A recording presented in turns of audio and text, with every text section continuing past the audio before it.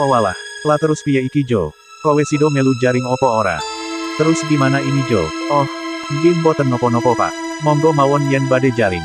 Kulo nggih nembe sanjang kali Pak Tarjo, menawi angsal kulo sekalian deret. Tidak apa-apa Pak, silakan saja kalau ingin menjaring. Saya juga baru bilang sama Pak Tarjo, kalau diizinkan saya sekalian ikut saja. Lah tujuanmu priye, kok malah melu jaring?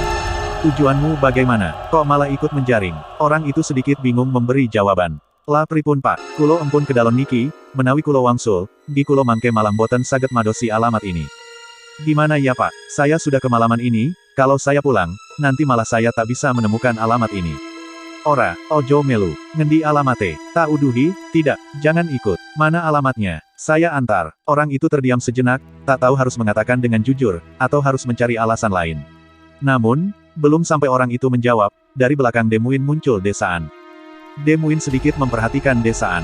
Lah kowe, mopo mrene, jare Pak Bali, tegur Demuin. Kamu, mau apa kesini? Katanya mau pulang. Desaan tak menjawab pertanyaan Demuin. Ia malah mendekati orang itu. Iki tamune sedulurku le. Aku mau dipeseni kon ngeterke, ini tamunya saudaraku Pak, aku disuruh mengantarnya. Demuin masih bingung dengan Desaan, belum sempat ia mengatakan sesuatu, Desaan langsung menarik dan mengajak pergi orang itu. Awalnya, Demuin dan Letarjo sudah bergegas untuk pergi menjaring, namun tiba-tiba orang itu berteriak memanggil Letarjo dan Demuin, Pak, tolong Pak, tolong Pak. Letarjo dan Demuin pun bergegas menuju ke arah suara. Saat keduanya sudah di tempat orang itu berada, mereka melihat Desaan sedang ditolong untuk bangun karena terjatuh. Priye si kowele. Biasa lewat kene bi tibo. Gimana si kamuan? Biasa lewat sini kok jatuh. Gumam Letarjo. Letarjo pun segera membantu Desaan bangun. Demuin tak bergerak dari tempatnya berdiri, ia masih tetap memperhatikan mereka yang ada di tempat itu. Ia merasa ada keanehan seperti pada dalam cerita seram, tapi ia tak tahu harus berbuat apa, seakan, ia menyadari bahwa mereka akan terjebak pada suatu peristiwa, dan mereka tak bisa menghindar, kecuali ada orang lain yang datang. Demuin terus memikirkan bagaimana caranya mereka keluar dari jebakan ini, setidaknya, bagaimana caranya ia bisa menyelamatkan Letarjo. Bisa saja ia menyelamatkan diri sendiri, tapi bagaimana dengan Letarjo? Ia sudah terlanjur menginjak Oyot Mimang, yang akan menyesatkan langkah mereka. Sekalipun mereka berlari dari tempat itu, tak ada pilihan lain selain di antara dua pilihan itu. Ikut kemana Desaan pergi membawa mereka, atau melarikan diri dengan resiko tersesat dan mungkin tak akan selamat jika para penunggu daerah itu mengejar mereka. Demuin harus mengambil pilihan bijak, yang mungkin bisa menyelamatkan mereka, yaitu mengikuti kemana mereka akan dibawa. Iki mebalinang enggon ngomahe sampean disik bae pok de, tanya Letarjo, apa ini kita pulang ke rumahmu dulu saja Pak? Desaan hanya mengangguk, mereka pun bergegas berjalan mengikuti jalanan setapak itu menuju rumah Desaan. Anehnya, seingat Letarjo, rumah Desaan tidak begitu jauh dari tempat mereka tadi. Tapi saat itu malah hampir berjam-jam mereka tak juga sampai rumah Desaan. Letarjo mulai menyadari apa yang sedang terjadi. Dewe iki koyone keno Oyot Mimang. Pak, kita ini sepertinya kena Oyot Mimang, gerutu Letarjo, mulai merasa ketakutan, begitu juga dengan Demuin yang akhirnya mulai khawatir dengan keadaan mereka. Wes, tenang bae. Sudah tenang saja, mugo-mugo ono sing lewat, terus bisa ngileke awake dewe, semoga ada orang lewat, lalu menyadarkan kita, ujar Desaan, seakan ikut khawatir tapi masih mencoba untuk tenang. Mbok gantian, Pak, gantian dong, seru Letarjo, meminta Demuin untuk mengganikannya. Lah raimu pokok, gelem-gelem membopong wong ora keiki. Kon melaku dewe baesi, dasar bodoh. Mau-maunya membopong orang yang tak apa-apa, suruh dia jalan sendiri. Demuin yang sudah merasa agak takut dan agak jengkel, malah memarahi Letarjo, tapi Desaan hanya memasang senyuman, dan berkata sesuatu. Karang dasar muin, wes, ora opo-opo, aku Pak melaku dewe, dasar muin. Sudah, tak apa-apa, biar aku berjalan sendiri. Desaan pun akhirnya berusaha berjalan sendiri. Dengan kaki yang agak diseret, mereka berempat akhirnya berjalan terus menyusuri jalanan setapak, yang sepertinya berkali-kali mereka melewati jalanan yang sama. Berdasarkan mitos yang ada, siapapun orang yang terkena Oyot Mimang, akan terus tersesat seakan terhipnotis untuk berputar-putar melalui jalanan yang sama, sampai ada yang menyadarkan Demuin mengira-ngira, saat itu seharusnya sudah hampir tengah malam, dan mereka belum juga tersadarkan dari jerat Oyot Mimang. Hingga akhirnya, Letarjo pun menyerah dan meminta mereka beristirahat sebentar. Saat mereka beristirahat itulah, ada orang yang datang, tapi, ternyata Demuin menyadari bahwa orang yang datang itu bukan berasal dari desa itu, bahkan mungkin juga bukan berasal dari alam yang sama dengan mereka. Sungguh seperti dalam cerita seram saja pikirnya, lah iki sampean donang kene, wes dienteni de mau kok ora tekan-tekan, nah, kalian malah di sini, sudah ditunggu dari tadi tak juga sampai. Demuin pun keheranan. Desaan pun menjelaskan kalau orang itulah saudaranya yang sebelumnya dia katakan. Demuin tahu betul siapa Desaan, dan ia yakin orang itu bukan saudaranya yang sebenarnya. Setelah bertemu dengan orang itu, mereka pun dibawa pergi ke suatu tempat yang terlihat seperti rumah megah. Letarjo keheranan, ia baru tahu kalau di desa itu ada orang yang punya rumah megah seperti itu. Malahan dikiranya, Oyot Mimang, telah menyesatkan mereka sampai ke tempat yang jauh. Ikin dewe nang ngendi. Pak, ini kita di mana? Tanya Letarjo keheranan. Empun, boten usah dipikiri rumiyin pak. Sing penting empun boten kesasar ten kebon kados wow. Sudah, tak usah dipikirkan pak. Yang penting sudah tidak kesasar di tempat rimbun seperti tadi. Ujar orang asing yang tadi bersama mereka. Demuin masih terus curiga dengan orang itu. Desan diajak pergi oleh orang yang mengaku saudaranya itu, dengan alasan hendak diobati. Mereka bertiga disuruh menunggu di tempat yang seperti teras yang sangat megah itu, hingga pemilik rumah datang menemui mereka. Letarjo masih terus merasa keheranan, ia pun jadi malah mengagumi tempat itu, tapi Demuin malah memandangi dengan sinis, baik ke arah Letarjo maupun orang asing itu. Pemilik rumah itu muncul dari arah pintu. Owalah jenengan sampun duki meriki, wah, Anda sudah datang. Lah, ternyata sareng kalihan tiang meriki, ternyata bersama dengan orang sini. Pemilik rumah itu sepertinya mengenali Demuin. Tapi tak begitu mengenali Letarjo, singkat cerita. Mereka pun diajak masuk ke dalam rumah yang sangat megah itu. Orang itu sepertinya ada urusan dengan pemilik rumah, yang kemudian mengajaknya masuk ke sebuah kamar, sementara Demuin dan Letarjo dibiarkan menunggu di area ruang tamu. Demuin masih juga merasa khawatir, entah kenapa belum juga hilang, mungkin karena ia sudah mengetahui di mana sebenarnya tempat mereka berada. Letarjo sesekali berkeliling di sekitar ruangan, ia sepertinya masih memperhatikan sebuah lukisan yang bergambar aneh. Diperhatikannya lukisan itu dengan seksama, imajinasinya seakan membuat gambar di lukisan itu terlihat seperti gambar seorang anak kecil. Anehnya, anak kecil yang ada di dalam lukisan itu terlihat sedang menangis. Ia terus memandang keheranan, sampai dipanggil oleh Demuin. Jo, ora usah ono-ono kowe. Mereneng gerkene bae. Jo, tak usah bertingkah kamu. Di sini saja. Letarjo kembali menuju ke tempat Demuin berada. Tak lama kemudian, orang asing dan pemilik rumah itu keluar dari kamar. Keduanya seperti telah membuat kesepakatan tertentu, karena sekeluarnya mereka dari kamar, orang asing itu seperti bersalaman dengan pose sungkem, dan orang asing itu terdengar seperti mengucapkan terima kasih. Setelah meninggalkan Demuin dan Letarjo cukup lama, orang asing itu mendatanginya, disusul si pemilik rumah. Orang asing itu cukup terlihat gembira, sambil mengatakan bahwa si pemilik rumah baru saja menawarinya makan malam. Letarjo yang belum sempat makan malam, ditambah sebelumnya telah berjalan cukup jauh, memang merasa sangat lapar.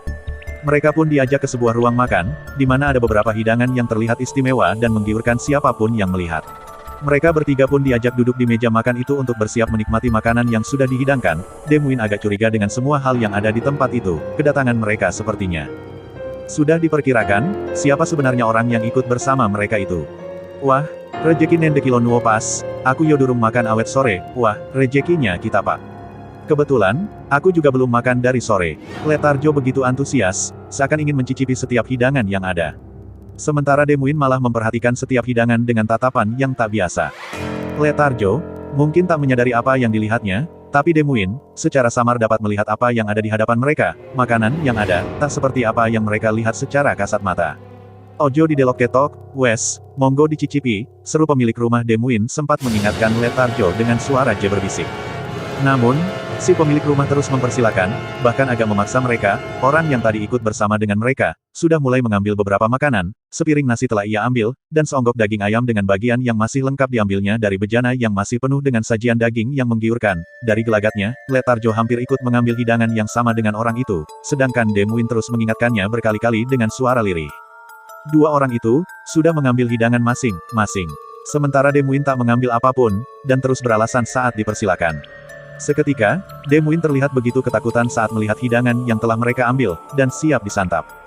Bukan lagi terlihat sebagai daging ayam, apa yang ada di hadapan kedua orang itu menurut apa yang dilihat Demuin, telah berubah menjadi seonggok daging anak manusia yang berkepala utuh.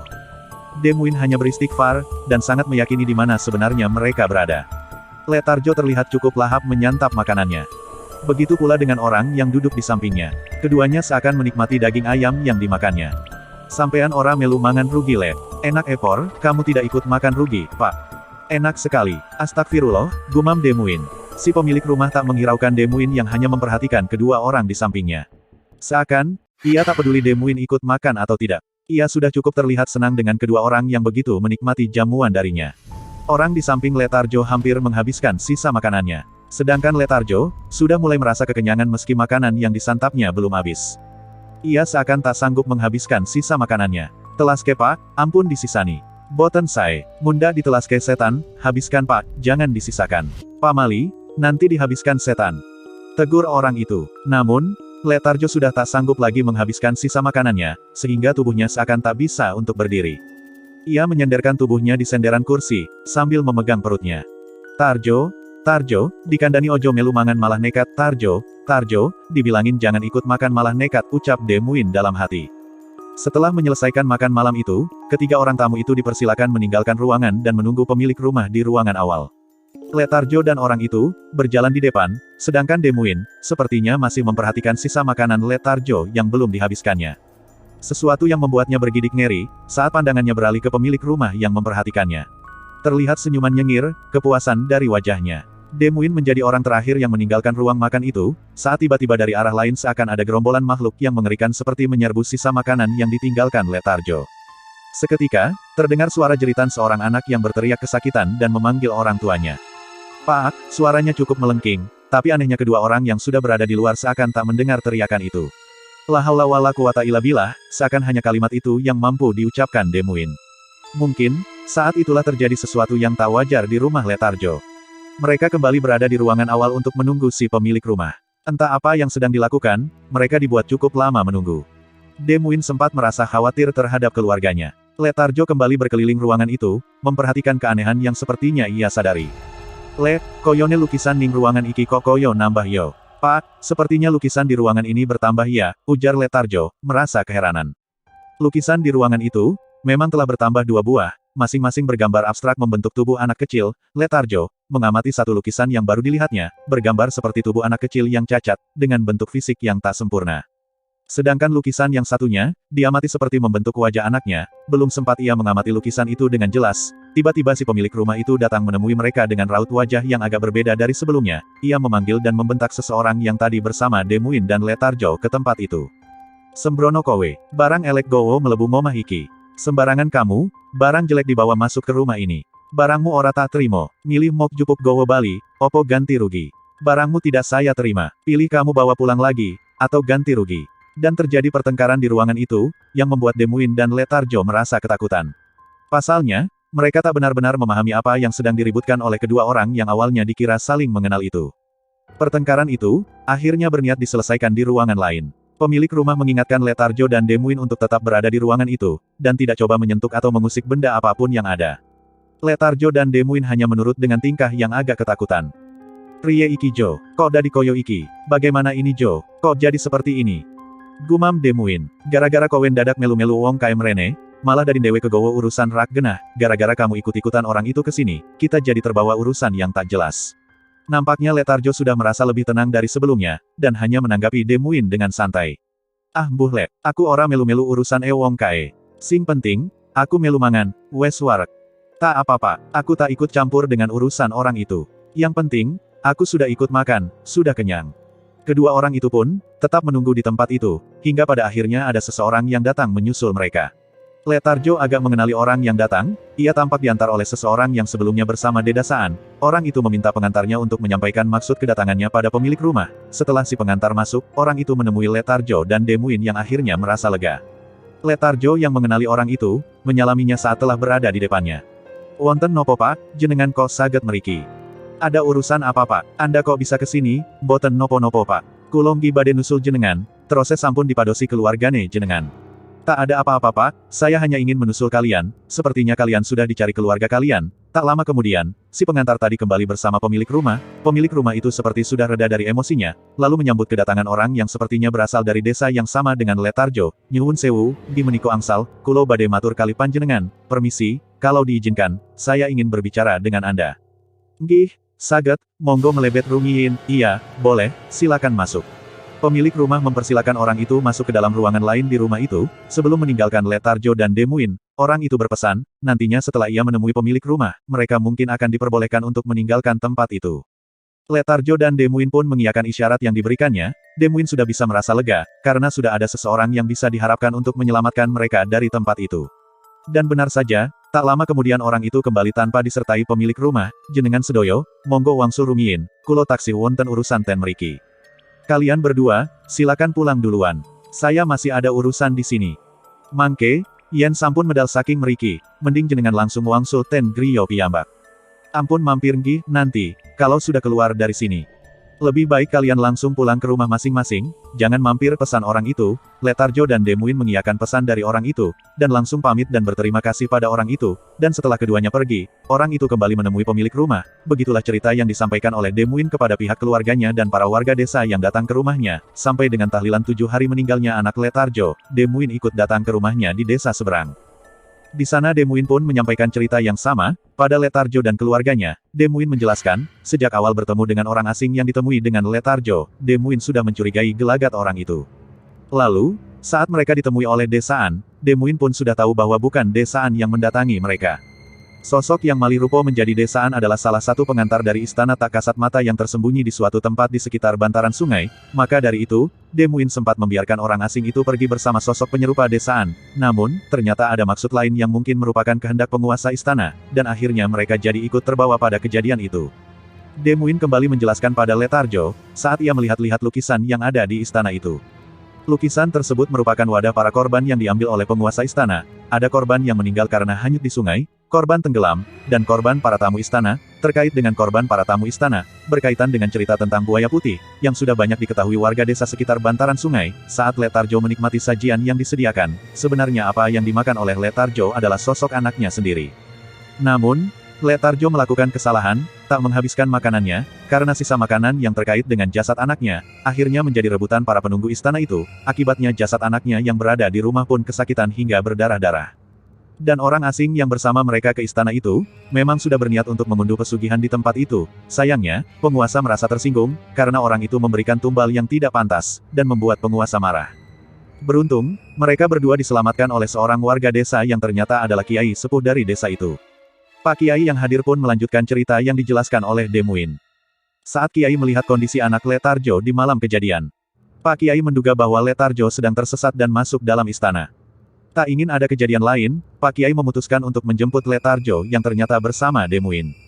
Setelah mengetahui alasan kenapa mereka bisa tersesat dalam istana itu, Pak Kiai pun memohon pada penguasa agar membebaskan kedua warga desa yang sebenarnya tak berniat datang ke sana. Terkait dengan nasib orang asing itu, menurut Pak Kiai, orang asing itu akhirnya harus mempertanggungjawabkan perbuatannya, sekaligus menjadi alasan kenapa penguasa istana itu bersedia membebaskan Letarjo dan Demuin dari istana itu. Ada pelajaran yang disampaikan oleh Pak Kiai atas kejadian itu. Pada dasarnya, istana itu tidak pernah ingin merugikan desa sekitar. Kehadiran hal gaib yang ada di sekitar kita, adalah sebagai penyeimbang sekaligus kontrol, agar masyarakat sekitar dapat menjaga perilakunya dalam berhubungan antar manusia dengan manusia, maupun manusia dengan hal-hal gaib di sekitarnya. Kejadian itu pun merupakan pengingat agar jangan ada lagi warga desa sekitar yang memperkaya diri dengan cara yang instan. Bekerja sama dengan makhluk gaib, serta, perlunya warga sekitar bantaran sungai. Agar berhati-hati ketika berada di sekitarnya, ada mitos di sekitar bantaran sungai itu. Konon, warga desa sekitar sungai, menghimbau agar siapapun yang punya sanak saudara masih keturunan orang, nama salah satu daerah, dilarang mandi atau beraktivitas di sekitar bantaran sungai. Saya tak tahu apakah berkaitan dengan cerita ini atau tidak. Tapi mungkin, sosok orang asing yang pernah datang ke istana itu, masih tetap berada di sekitar bantaran sungai, dan sering mencari korban yang berasal dari daerahnya untuk diberikan pada penguasa bantaran sungai itu sebagai pengganti tumbal yang pernah ditolak. Sebenarnya, ada banyak cerita yang terjadi di sekitar bantaran sungai itu yang bisa diceritakan, tapi, ada hal yang membuat saya mungkin tak bisa melanjutkan thread yang berkaitan dengan bantaran sungai itu.